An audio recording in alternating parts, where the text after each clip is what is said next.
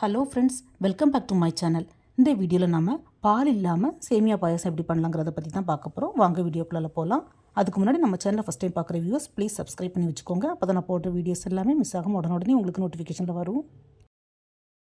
நான் இந்த பாயாசம் பண்ணுறதுக்கு கொஞ்சம் வறுத்த சேமியா தான் எடுத்துருக்கிறேன்.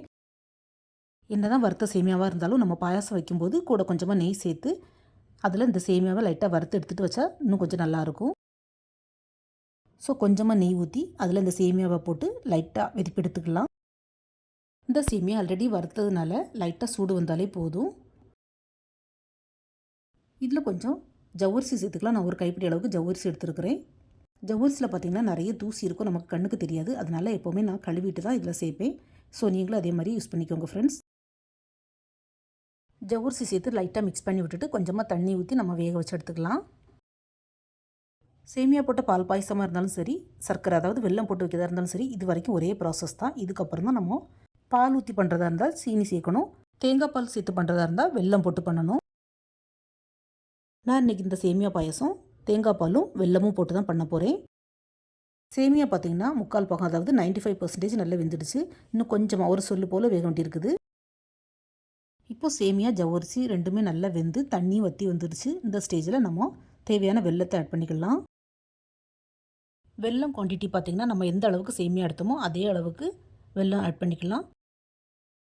உங்களுக்கு இனிப்பு ரொம்பவே பிடிக்கும், தூக்கலாக வேணும்னா கொஞ்சம் ஜாஸ்தியாகவே கூட வெல்லம் ஆட் பண்ணிக்கலாம். நிறைய பேர் பார்த்திங்கன்னா பாயசத்துக்கு வெல்ல பாகு எடுத்து தான் பண்ணுவாங்க.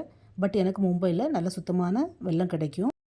நான் ஆல்ரெடி வீடியோலேயே சொல்லியிருக்கிறேன், எனக்கு இங்கே கல் மண் தூசி எதுவுமே இல்லாத வெல்லம் கிடைக்கும். ஸோ நான் டைரெக்டாக அப்படியே போட்டுருவேன், பாகு எடுத்து ஊற்ற மாட்டேன். பாகு எடுத்து ஊற்றி பண்ணதாக இருந்தால் நமக்கு கொஞ்சம் பாயசம் தண்ணி விடுற மாதிரி இருக்கும். இந்த மாதிரி பண்ணால் ரொம்பவே திக்காக கிடைக்கும். ஸோ இந்த மாதிரி ட்ரை பண்ணி பாருங்கள் ஃப்ரெண்ட்ஸ். நாம் போட்ட வெல்லம் கரைய கொஞ்சம் பாயசம் தண்ணி விடும். ஸோ வெல்லம் கொஞ்சம் வறண்டு வரணும், அது வரையும் நம்ம வெயிட் பண்ணலாம். இப்போ கரைஞ்ச வெல்லம் கொஞ்சம் வற்றி வர ஆரம்பிச்சிருச்சு. இந்த ஸ்டேஜில் கொஞ்சமாக நெய் ஆட் பண்ணிக்கலாம். நெய் ஆட் பண்ணி நல்லா மிக்ஸ் பண்ணி விட்டுக்கலாம். சேமியா பாயாசம் மட்டும் இல்லை, அதாவது வெல்லம் போட்டு வைக்கக்கூடிய எந்த பாயாசமாக இருந்தாலும், பாசிப்பருப்பு பாயாசம், கடலைப்பருப்பு பாயாசம் எதுவாக இருந்தாலும் இந்த மாதிரி கொஞ்சம் வெல்லம் வற்றி வந்ததுக்கப்புறமா நம்ம தேங்காய் பால் சேர்த்துக்கிட்டால் ரொம்பவே பாயாசம் நல்ல டேஸ்ட்டாக இருக்கும். இப்போ நான் கட்டியாக கொஞ்சம் தேங்காய் பால் பிழிஞ்சு வச்சுருக்கிறேன், அதை ஆட் பண்ணிக்கலாம். பால் 2வது பால் அப்படி எடுக்கலை, மொத்தமாக தான் நான் வச்சுருக்கிறேன். தேங்காய் பால் சேர்த்து நல்லா மிக்ஸ் பண்ணி விட்டுக்கலாம். தேங்காய் பால் சேர்த்ததுக்கப்புறமா பாயாசம் கொஞ்சம் நமக்கு வெள்ளையாக இருக்கிற மாதிரி இருக்கும்.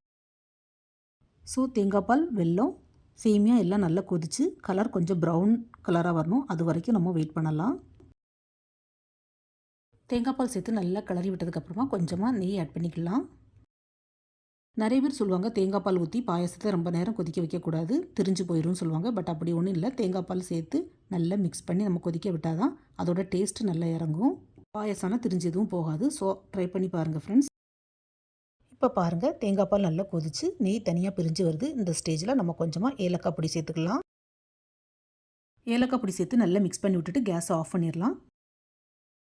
கடைசியாக கொஞ்சம் கேஷ்யூவும் கிஸ்மிஸும் நெய்யில் வறுத்து ஆட் பண்ணிக்கலாம். அவ்வளோதான், சேமியா வெள்ளை பாயசம் சுட சுட ரெடி ஆகிடுச்சு. சாமிக்கு வச்சுட்டு அப்படியே சர்வ் பண்ண வேண்டியதான்.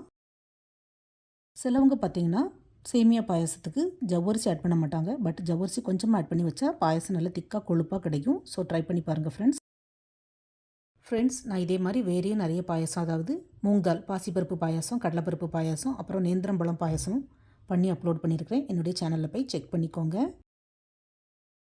இந்த சேமியா வெள்ளை பாயசம் நீங்களும் இதே மாதிரி வீட்டில் ட்ரை பண்ணி பாருங்கள். உங்களுக்கு எப்படி வந்தது, பிடிச்சிருந்தால் உங்களுடைய ஃபீட்பேக்கை மறக்காமல் கமெண்ட் பண்ணுங்கள். இந்த வீடியோ பிடிச்சிருந்தா நம்ம சேனலை லைக், ஷேர் அண்ட் சப்ஸ்கிரைப் பண்ணுங்கள். தேங்க்ஸ் ஃபார் வாட்சிங். See you soon in the next video. Bye.